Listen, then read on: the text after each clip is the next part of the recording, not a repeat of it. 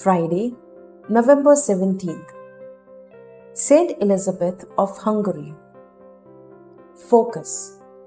Whoever seeks to preserve his life will lose it, but whoever loses his life will keep it.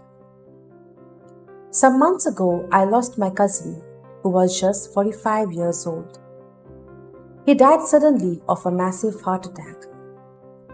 The whole family was shocked because he was so fit and healthy and very involved in his work and social occasions. Most of us have had similar experiences, especially during the pandemic. Such heartbreaking events come as a reminder that we are not here forever. One day, our turn will come too. We are usually engrossed in our daily chores, work, shopping, eating, and drinking. We worry about the future, especially how to save and invest ourselves and for our children. But we easily forget that we are destined for a higher purpose, eternal life with our Maker.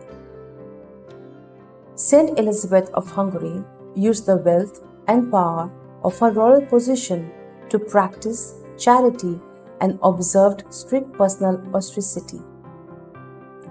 So while we need to take care of our physical and material needs, our focus should be on the Lord, trying to lead blameless lives pleasing to Him. We must be ready to leave at any time. As a friend once put it, my passport is ready. When my visa comes, I'll go. Fruit. Today, let me introspect and see how close or far I am from holiness. Let me detach myself from worldly possessions and try to inch closer to my Creator.